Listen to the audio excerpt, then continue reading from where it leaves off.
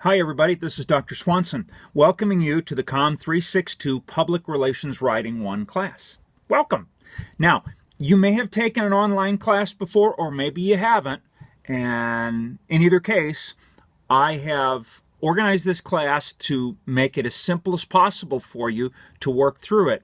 We've got a lot of stuff to do in 5 weeks. I mean, think about it. The content of this course in 5 weeks is what you would normally do in a semester course in 16 weeks.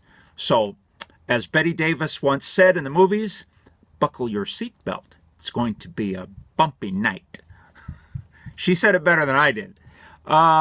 Anyway, I think it's pretty well organized for you, but at the same time, you really have to pay attention to what's going on here. You've really got to be good with time management. You cannot walk away from this course for days at a time because you will get lost. And if you get lost, you're not going to be able to make up where you left off. So here's my advice right off the top, and I will be putting little videos like this each week throughout the course to kind of help guide you.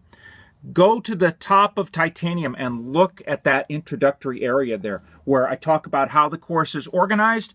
I talk about what the topics are in each week. I tell you basically how to look at things here. You really need to do that to get started. You need to read the syllabus. You need to read it very carefully about what my expectations are. You need to look at the calendar and be very clear on what's generally in the calendar, what's going to happen in the 5 weeks of this course, because it's going to move really, really quickly.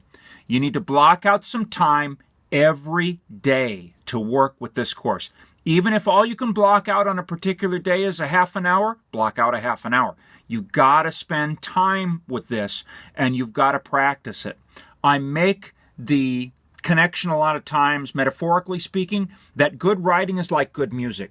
You don't just sit down at the keyboard and bang something out, because a musician doesn't just sit down at the piano and bang something out and say, okay, I'm done.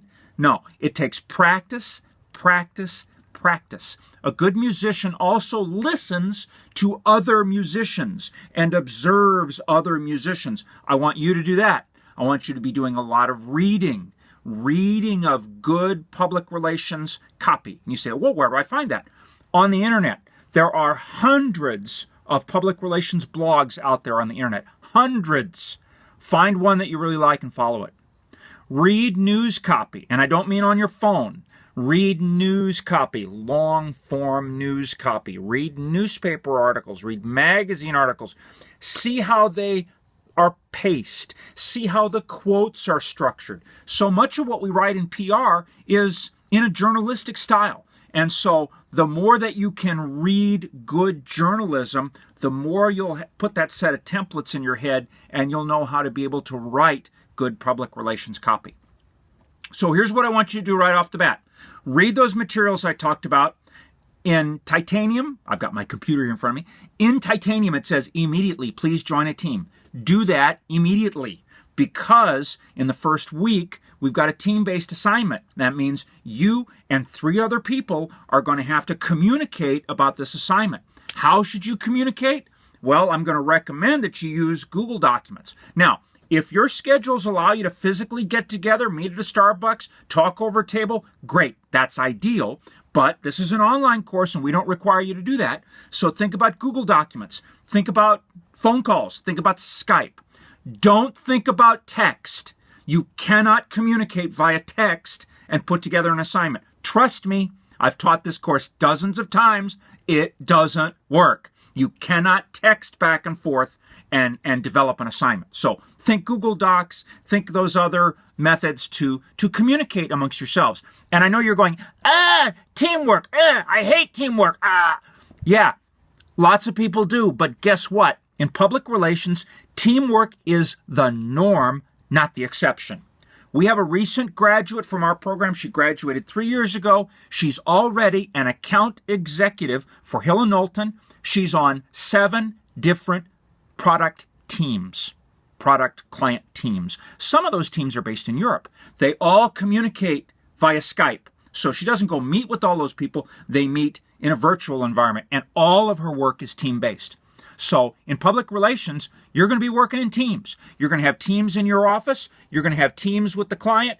You're going to be communicating to publics. You're going to be interacting with all those different groups. So teamwork is essential, and you've got to learn those time management and interpersonal communication skills, and this is the place. So, one other thing before I run out of time here. Go through the introductory materials just briefly. I talk about how our department is an accredited program. Did you know that? Did you know that we are one of only 39 CEPR accredited programs in the world? I just came back from New Zealand, where I was part of a site visit team for the one and only CEPR accredited program in New Zealand. It's actually the only one in that part of the world. And let me tell you, folks, it's great to be in an accredited program because people really look at you with respect, and your degree really means something. So you need to look at that information about accreditation because that's important to you over the long run. Make sure you have a copy of the book. If you don't have a copy of the book, you're not going to make it in this class. Period. End of sentence. It's a fairly old book, 2012, so you should be able to pick up a copy somewhere, for pretty cheap, I would think. Get a copy of the book. Got to have an AP style guide. Doesn't have to be a brand new one, but you got to have one, or else you're not going to make it in this class. So those are the introductory things you need to know right now. Make sure you're up to speed on all that. If you're not up to speed, if you have some kind of question, if there's anything that is concerning you, let me know. Ideally, make a post and frequently asked questions. That way I can answer your question and others might benefit from it. If it's something specific to you, like with your academic progress or whatever, send me an email on that because I don't want to discuss that in a class forum situation. But please, don't ever hesitate to reach out to me. No question is a stupid question. Sometimes I give stupid answers, but no, not always. No question is a stupid question. Ask me.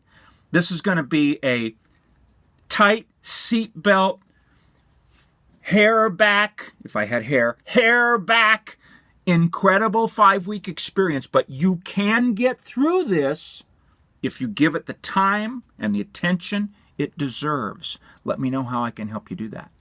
Thank you.